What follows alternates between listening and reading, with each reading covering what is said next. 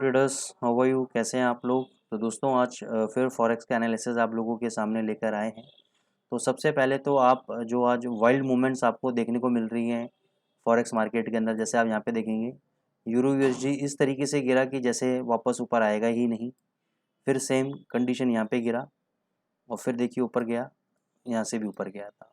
तो एकदम wild moves आपको देखने को मिल रही हैं, क्योंकि ये इतना ज़बरदस्त मूवमेंट होता है। 150 पिप की फॉल होती है कि आदमी को ये लगता है कि यार ये बहुत ज़्यादा मतलब गिर रहा है, सेलिंग प्रेशर है, तो ये वापस ऊपर आएगा नहीं। और ऊपर जब भगता है तो ऐसे भगता है कि 200 पिप कि ये अब ये नीचे नहीं आएगा। तो ऐसी बड़े मूवमेंट्स तब होते हैं जब इकोनॉमिकल टर्मोइल आता है या ग्लोबली सेंटिमेंट्स बिगड़े हुए होते हैं, तब इस टाइप का मूवमेंट्स आपको देखने को मिलता है। क्योंकि पल पल में जब आपके स्टेटमेंट्स आते रहते हैं, नए नए डेटा इवेंट्स आते रहते हैं, तो बाजार को भी नहीं समझ में आता कि बेसिकली हमें किस डायरेक्शन में ट्रेड करना है। तो जैसे जैसे डेटा सेट्स आते रहते हैं, जैसे जैसे स्टेटमेंट्स आते रहते हैं, अलग अलग बैंकर्स की स्टेटमेंट्स आती रहती हैं, पॉलिसी मेकर्स की स्टेटमेंट्स आती रहती हैं, इकोनॉमिस्ट की स्टेटमेंट्स आती रहती हैं, उसके हिसाब से बाजार शेप लेता रहता है। तो ओवरऑल ऐसे मार्केट को ट्रेड करना कई बार मुश्किल हो जाता है, और यही कारण था कि किसी वजह से कुछ दिन से हम एनालिसिस नहीं दे रहे थे। क्योंकि एक समझदार प्रोफेशनल ट्रेडर वही होता है कि जब मार्केट नहीं समझ में आए तो हमें दूर रहना चाहिए। हम और यूट्यूबर्स की तरह नहीं है कि ज़बरदस्ती डेली एक एनालिसिस देना है। तो ताकि कोई डेवलपमेंट नहीं हो रहा, कोई ज़्यादा कोई चेंजेस नहीं आ रहे, तो उसकी वजह से हम दे नहीं रहते। समझ में तो खैर अभी भी बहुत ज़्यादा नहीं आ रहा है, लेकिन चीज़ें क्लियर होती जा रही हैं कि भाई बाजार जो है अभी तेज़ी की तरफ है। यूरो यूएसडी में आपको बहुत पहले से बोलता जा रहा था कि यूरो यूएसडी में तेज़ी है, जीबीपी यूएसडी में लॉन्ग टर्म तेज़ी है। ठीक है, मैंने आपको ये भी बताया था कि जो यूरो यूएसडी है आपका 6 महीने के अंदर अंदर या इस साल में कभी भी 1.1500 तक आ सकता है, और जीबीपी यूएसडी 2800 तक जा सकता है। मेरे पुराने वीडियोस आप जाके देखेंगे, लॉन्ग टर्म टारगेट्स मैंने ये दे रखे हैं। तो आज हम बात कर लेते हैं शॉर्ट टर्म टारगेट्स की। तो जैसे कल आपने एक बहुत अच्छा रनअप यूरो यूएसडी के अंदर देखा, क्योंकि डॉलर एक कहीं ना कहीं आपका नीचे गिरा था, और डॉलर के लिए काफ़ी कुछ अभी नेगेटिव चल रहा है। क्योंकि सबसे बड़ा नेगेटिव न्यूज़ तो यही है कि जो मई मंथ के अंदर एफओएमसी की इंटरेस्ट रेट पॉलिसी आ रही है, उसकी प्रोबेबिलिटी 60% प्रोबेबिलिटी अभी यही मानी जा रही है कि अभी इंटरेस्ट रेट चेंजेस नहीं होंगे मई मंथ के अंदर, which is negative for the dollar. और यूरो साइड में आपको ये समझ में आ रहा है कि जो ईसीबी प्रेसिडेंट है लगाडे, तो वो ये बोल रही हैं कि भाई इसका जो इन्फ्लेशन है यूरोपियन इकोनॉमी का, वो कहीं ना कहीं अभी छूटा बो रखा है, तो उसको कंट्रोल करने के लिए हमें इंटरेस्ट रेट को इंक्रीज़ करना पड़ेगा। तो दोनों तरीके से ये बातें एकदम सेट हो रही हैं कि यूरो के लिए पॉजिटिव और डॉलर के लिए नेगेटिव है। तो अभी के हिसाब से अगर मैं प्राइस एक्शन देखता हूँ, तो थोड़ा सा यूरो यूएसडी को नीचे आना चाहिए। लेकिन ओवरऑल जो स्ट्रक्चर है यूरो यूएसडी का तेज है। अगर मैं इसके डेली चार्ट में जाऊँगा फॉर बेटर क्लियर पिक्चर, तो आप देखेंगे कि यहाँ पे जो प्रीवियस रेजिस्टेंस था इसके ऊपर यूरो ने आके सस्टेन किया। यहाँ पे डबल टॉप लगाया था, ये डबल टॉप काम नहीं किया।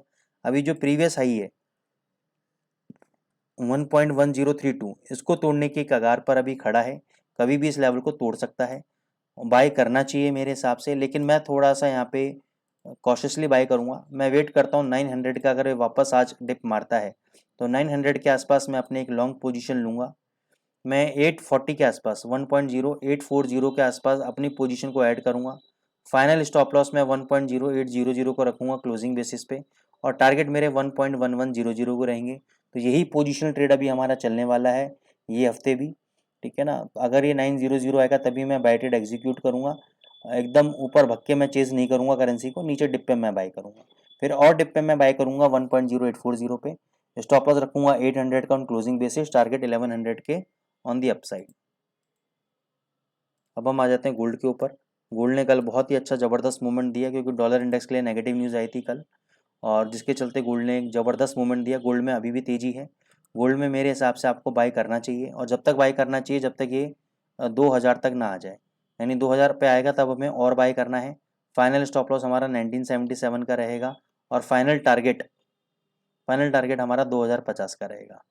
ठीक है, तो मन तो ये कर रहा है कि यहाँ पे बाय ना करके नीचे 2010 2007 के आसपास बाय किया जाए। लेकिन मेरा मानना ये है कि अगर आपके पास कैपेसिटी है 0.10 लॉट की, तो यहाँ पे आपको 0.01 बाय करना चाहिए।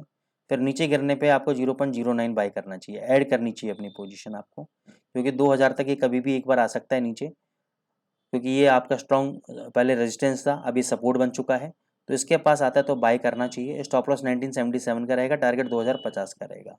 क्योंकि जिस हिसाब से अभी आपकी वॉलेटिलिटी है, as per the volatility I have given the targets and the stop loss. तो मैं समझ सकता हूँ कि स्टॉप लॉस वाइड हैं, टारगेट भी बड़े हैं, क्योंकि जो वॉलेटिलिटी आपकी गोल्ड के अंदर है उसके अकॉर्डिंगली यही ट्रेड अभी इसके अंदर बन रहा है। तो दोस्तों प्लीज़ आप हमारे चैनल को लाइक करें, सब्सक्राइब करें, बेल नोटिफिकेशन आइकन को प्रेस करना ना भूलें। एडवांस कोर्सेज के लिए नीचे नंबर दिए हुए हैं, अगर आप एडवांस कोर्स करना चाहते हैं फॉरेक्स मार्केट में तो आप हमसे कॉन्टैक्ट कर सकते हैं। हम आपको बेसिक से लेकर advance level plus strategies, almost no loss strategies वगैरह, मेंटरशिप प्रोग्राम सब ऑफर कर रहे हैं। तो उसकी पूरी जानकारी हम आपको, जब आप हमें कॉल करेंगे, हम आपको अपडेट कर देंगे। Thank you so much.